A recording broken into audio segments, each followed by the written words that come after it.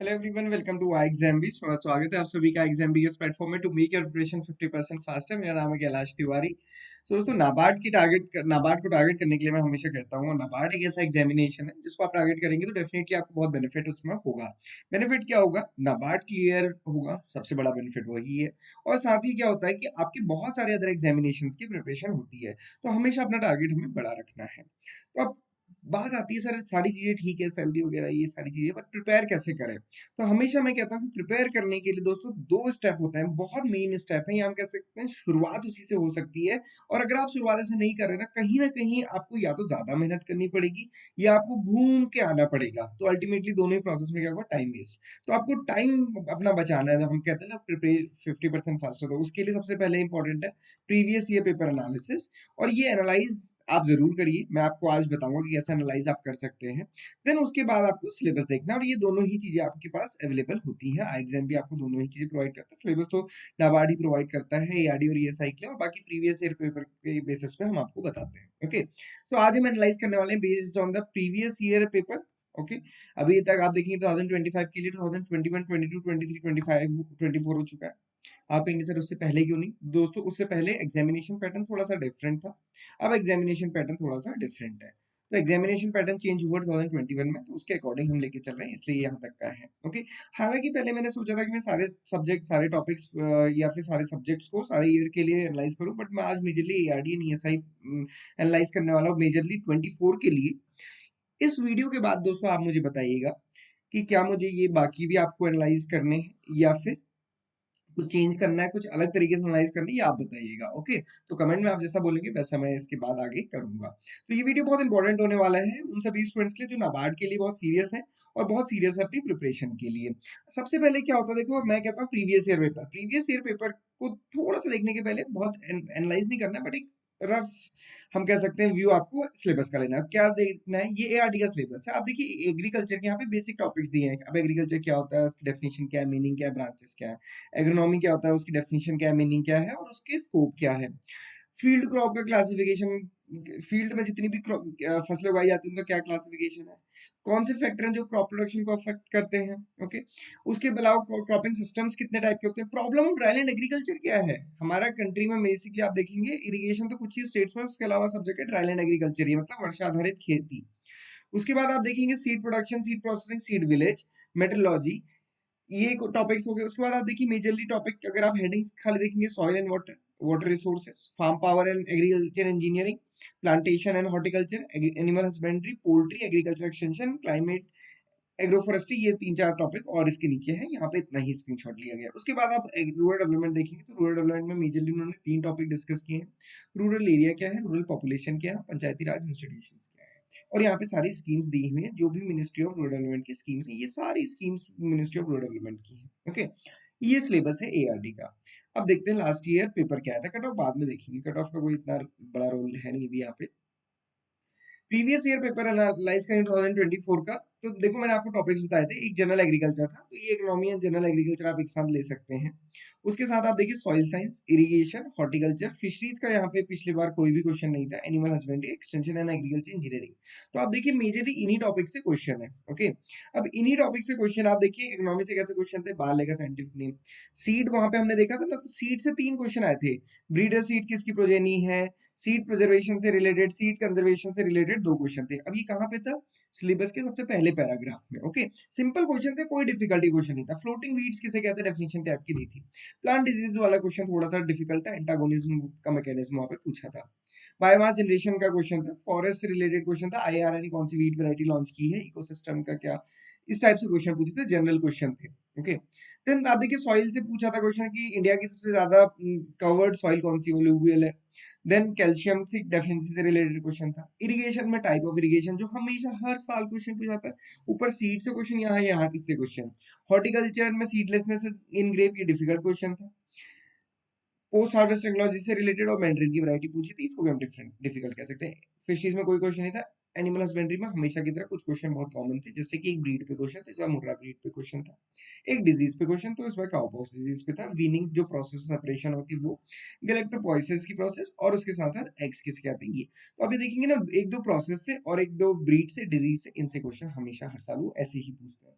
Poultry से भी आप देख सकते हैं, मोरलेस दोनों को मिला लेंगे।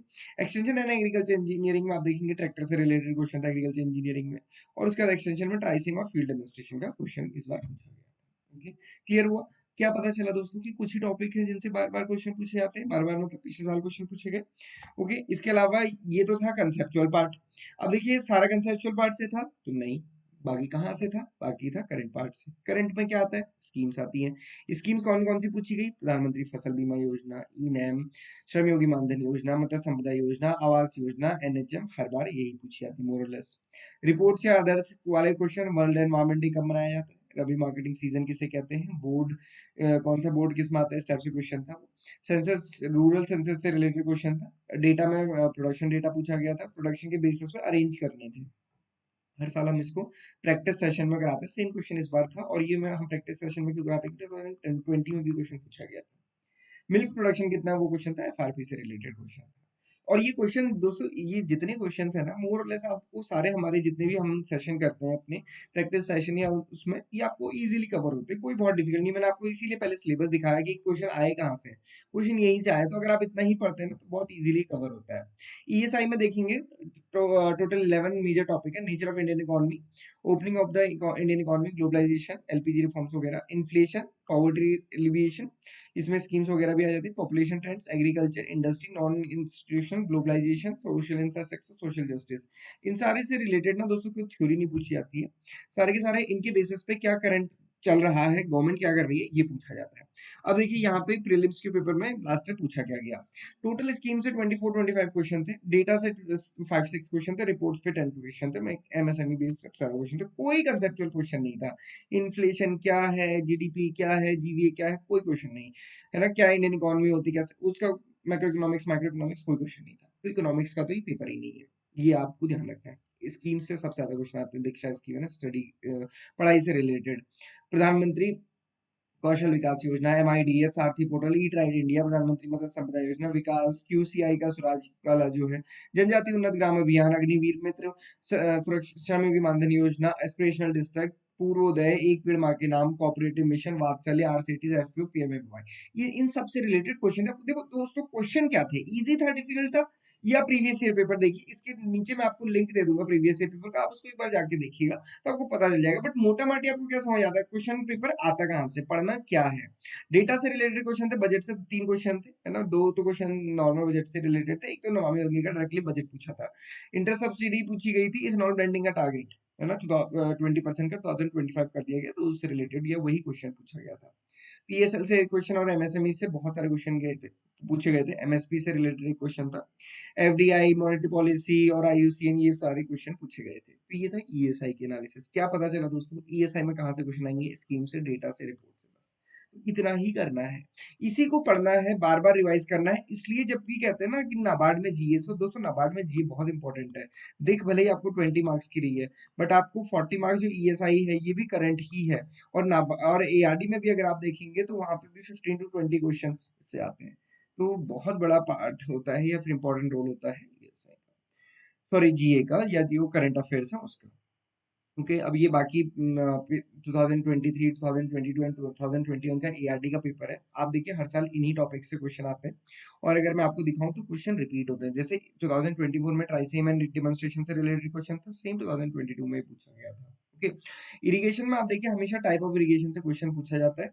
इस बार सर्ज इरिगेशन और ड्रिप इरिगेशन का क्वेश्चन था, इस सर्ज इरिगेशन, ड्रिप इरिगेशन हर बार पूछे जाते हैं। ओके, और अगर आप देखेंगे सीड का क्वेश्चन भी हर बार पूछा जाता है, लगभग लगभग।